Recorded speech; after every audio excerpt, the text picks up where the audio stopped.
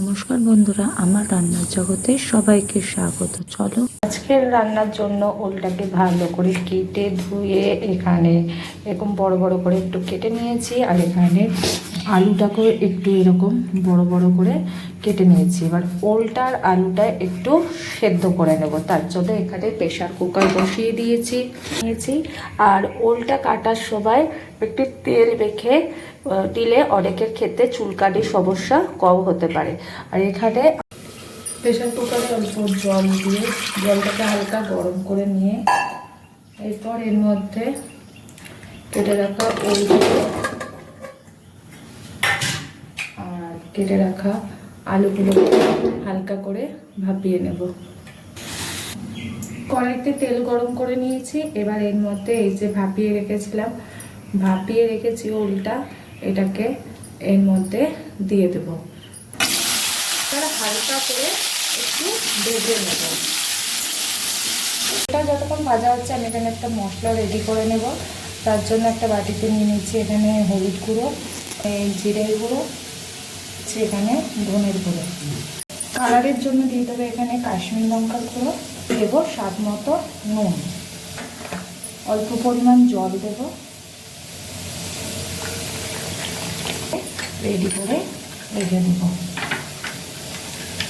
দেখো হালকা বেশ রং ধরেছে, এরকম অবস্থায় ওটাকে নামিয়ে নিতে হবে। তেলে আলুগুলোকেও হালকা করে ভেজে নেব। আলুটাও হালকা করে ভাজা হয়ে গেছে, এবার এটাকে নামিয়ে রাখবো। আর কড়াইয়ের মধ্যে আরেকটু পরিমাণ তেল দিচ্ছি,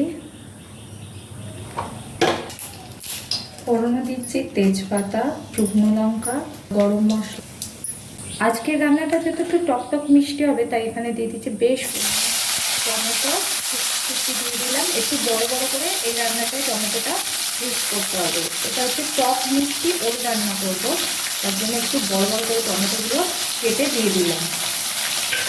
এবার এটাকে একটু নরম হওয়া পর্যন্ত রান্না করে নিতে হবে। নরম হতে দিয়েছি, তার মধ্যে একটুখানি আদা বাটা দিয়ে দিলাম। আর এটা হালকা নরম হয়ে গেছে, এবার যে মশলাটা রেডি করে রেখেছিলাম সেটাকে দিয়ে দিলাম, কাঁচা লঙ্কা। আর ভালো করে একটুখানি কষিয়ে নেব ঢাকা দিয়ে।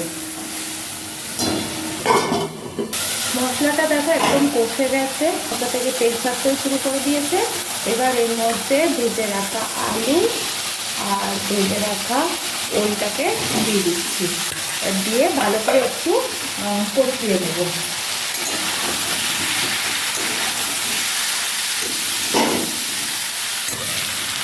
একদম কষে গেছে, ওলের সাথে আলু মশলা সব ভালোভাবে কষে গেছে।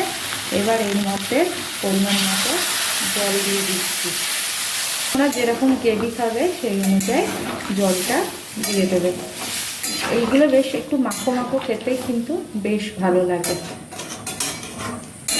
ব্যাস, এবার জল দিয়ে ঢাকা দিয়ে এটাকে ওল আর আলুটাকে সেদ্ধ করে নিতে হবে। আমি অবশ্য ওল আর আলুটা হালকা ভাপিয়ে নিয়েছিলাম, তা পুরোপুরি নরম হওয়া পর্যন্ত ঢাকা দিয়ে রাখবো। তার আগে এইখানে আরও দুটো উপকরণ যোগ করব। এই রান্নার যে আসল উপকরণ, যেহেতু একটু টক মিষ্টি ওল করবো, তাই এখানে আমি টমেটো তো ইউজ করেছি, তার সাথে একটু তেঁতুল গোলা জলও দিয়ে দিচ্ছি, যেটাই স্বাদটাকে আরও দ্বিগুণ মাত্রায় বাড়িয়ে দেবে। আর যেহেতু টক দিয়েছি তাই মিষ্টি তো দিতেই হবে, তাই এখানে আমি দিয়ে দিচ্ছি অল্প একটু পরিমাণ চিনি দিয়ে দিচ্ছি। এবার চিনিটা তোমরা যেরকম মিষ্টি খেতে চাও সেরকম দিতে পারো, দিয়ে দিলাম। এবার জাস্ট এটাকে আর কিছু করবো না, এটাকে নাড়িয়ে একটু ঢাকা দিয়ে সমস্তটাকে সেদ্ধ হওয়ার জন্য অপেক্ষা করব। এটা ঢাকা দিয়ে রেখে দেবো। এই যে ওলটা একদম টকবকিয়ে ফুটে গেছে, এখানে দেখো ওলটাও একদম সেদ্ধ হয়ে গেছে, আর এখানে আমার আলুটাও একদম সেদ্ধ হয়ে গেছে।